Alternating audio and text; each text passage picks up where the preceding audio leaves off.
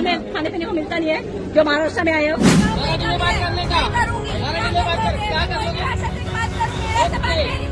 महाराष्ट्र को बनाने में ना बिहारी और यूपी का अहम योगदान है। दुनिया का सबसे पुराना यूनिवर्सिटी कहाँ है तो बिहार में है।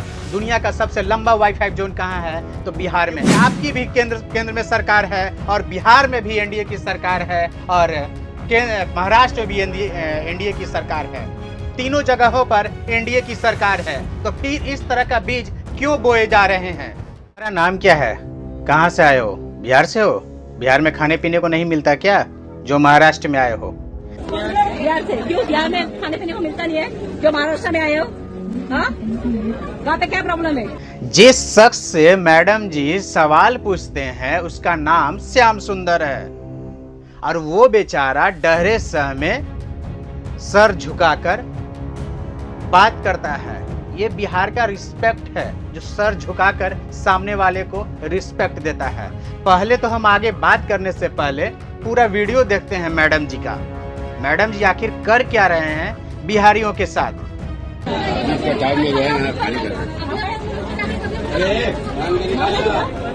नाव नहीं खुला, मी नाव विचारलं तुला, नाव काय आहे? श्याम सुंदर। कहाँ से आए हो? बिहार से क्यों? बिहार में खाने पीने को मिलता नहीं है जो महाराष्ट्र में आए हो। हाँ, वहाँ पे क्या प्रॉब्लम है?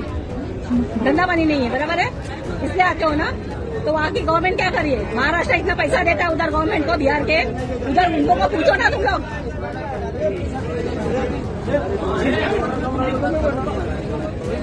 आप लोग उनसे मांग सकते हो, बोल सकते हो। आप बोलोगे ही नहीं तो कैसे चलेगा? समीर का कुछ वाले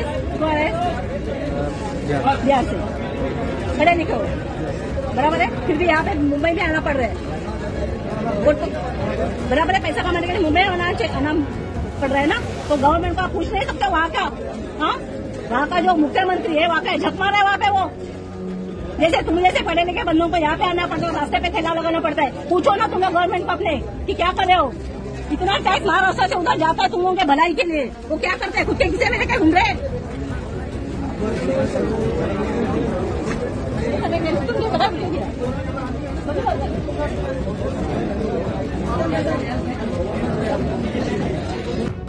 मैडम जी का जो इशारा है बिहार में खाने पीने को नहीं मिलता क्या, जो बिहार की गरीबी को दर्शाता है, बिहार की विकास की योजनाओं की कमी को दर्शाता है।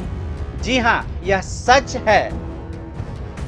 बिहार में प्रतिभाओं की कमी नहीं है, उन्हें बिहार में अपने ही राज्य में योग्य नहीं समझा जाता है।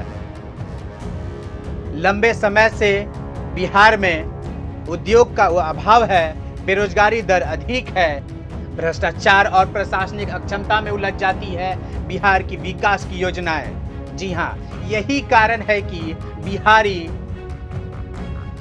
अपने आजीविका के लिए दिल्ली, गुजरात, पंजाब जैसे, महाराष्ट्र जैसे राज्यों में जाते हैं। आप पहले ये वीडियो देखिए कि किस तरह से मराठी बोलने के लिए मजबूर किया जा रहा है इन लोगों को। आप पहले वीडियो देखिए ये पूरा। हाँ, आम्हाला पण येत नाही हिंदी, मराठीत बोलणार बोल। हमको तो हिंदी ही आता है, हम हिंदुस्तानी है, हम हिंदुस्तानी है। गाँव क्या तुमने यहाँ पे क्या अपना कॉपीराइट ले रखा है क्या?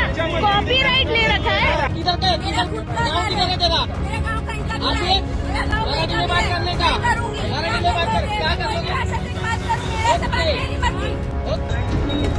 बट क्यों जबरदस्ती मराठी बोलने का? पण क्यों? कौन बोला इसे? कौन हिंदीत बोल? अरे मला सांगणार कोण? तू हिंदीत बोल. मराठी नहीं आती तो मैं कैसे कोण तू सांगणार मला हिंदीत बोल? कोण सांगणार तू? हा, बोल ना आता.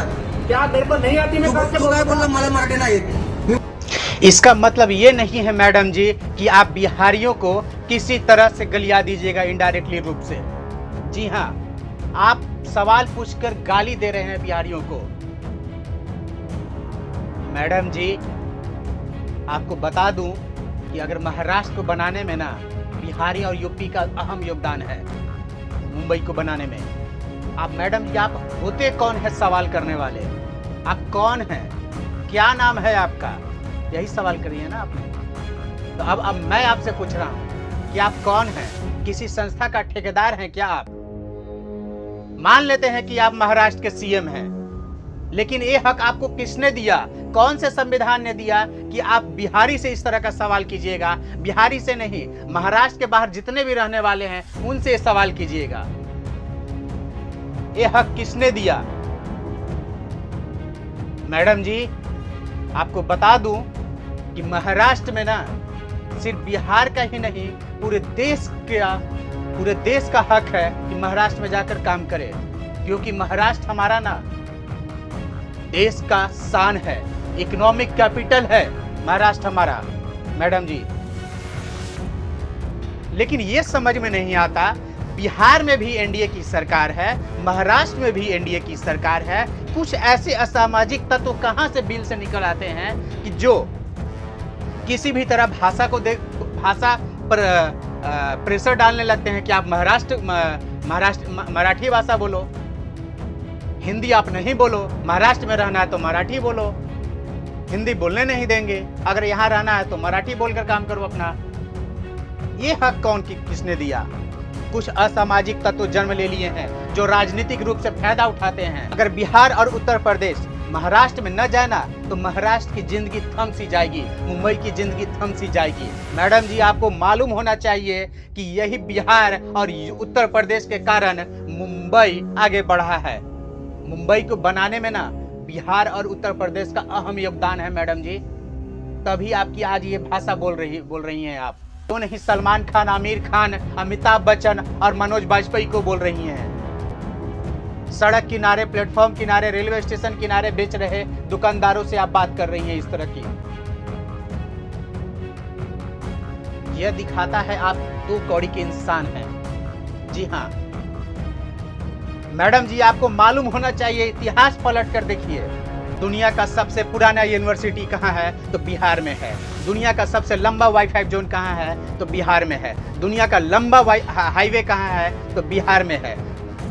मैडम जी, उत्तर प्रदेश के बाद ना बिहार ही राज्य है जो आईएएस अधिकारी देता है सबसे ज्यादा। मैडम जी, दुनिया को 0 देने वाला आर्यभट्ट बिहार से है। और कितना गिनाए मैडम जी? अगर ज्यादा गिनाएंगे तो वीडियो लंबा चला जाएगा मैडम जी। दुनिया का सबसे पुराना हिंदू मंदिर कहाँ है? तो बिहार में है मैडम जी। और कितना गिनाऊं? अगर उंगलियों पे गिनाना शुरू करूं ना मैडम जी तो आप वीडियो नहीं देखिएगा, आपको वीडियो देखते देखते महीनों बीत जाएंगे मैडम जी। आप इतिहास पलट कर देखना फुर्सत में। लेकिन सवाल ये है कि महाराष्ट्र में भी एनडीए की सरकार, बिहार में भी एनडीए की सरकार, तो फिर नफरत की बीज क्यों बोए जा रहे हैं आम पब्लिक में? क्यों राजनीतिक फायदे के लिए आम पब्लिक को फंसाया जा रहा है? क्यों? महाराष्ट्र हमारा इकोनॉमिक कैपिटल है, पूरे देश का हक है वहां जाकर काम करना, वहां जाकर रोजगार करना।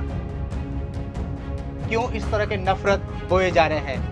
ये सवाल एनडीए सरकार से है और केंद्र सरकार से भी है, क्योंकि आपकी भी केंद्र में सरकार है और बिहार में भी एनडीए की सरकार है और महाराष्ट्र में भी एनडीए की सरकार है।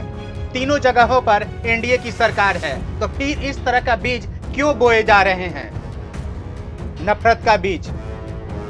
आपको मालूम होना चाहिए कि 2008 में भी राज ठाकरे की पार्टी ने भी कुछ ऐसा ही किया था। उस समय बिहारियों को निशाना बनाया गया था, खास करके उत्तर भारतीयों को निशाना बनाया गया था, खास करके बिहारियों को भी निशाना बनाया गया था। 2008 में auto driver, training centre, coaching और नौकरियों पर निशाना बनाया गया था। तो ये कब तक झेलता रहेगा बिहार और बिहारी बाहर में सुनते के साथ गाली लगता है, लेकिन अब बिहार में जन्म लेने वाला गर्व करता है कि हम बिहारी हैं। पहले भी गर्व करता था और अब भी गर्व करता है कि हम बिहारी हैं। आखिर कब तक बिहारियों को देश भर में प्रताड़ित किया जाएगा? क्यों नहीं हम बिहार में उद्योग लगाते हैं? क्यों हम पलायन के लिए मजबूर करते हैं बिहारियों को? यह सरकार की कमी को दर्शाता है। आप सड़क, पानी, बिजली सब दे दिए, लेकिन उद्योग क्यों नहीं दिए, रोजगार क्यों नहीं दिए? जो पलायन के लिए मजबूर करते हैं बाहर जाने के लिए, और वही बिहारी जब बाहर जाता है तो प्रताड़ित किया जाता है उन बिहारियों को। हम बिहारियों को प्रताड़ित किया जाता है बाहर में, बाहरी कहकर घुसपैठी कहा जाता है बिहारी को। आखिर ये कब तक बिहार झेलता रहेगा? प्रताड़ना कब तक झेलता रहेगा बिहार? बिहार में प्रतिभाओं की कमी नहीं है, योग्यता की कमी नहीं है, उन्हें अपने ही राज्य में योग्य नहीं समझा जाता है। हमें हक चाहिए पूरा देश में। यह न सिर्फ संविधान के खिलाफ है, बल्कि भारतीय एकता, भाईचारे को भी ठेस पहुंचाता है।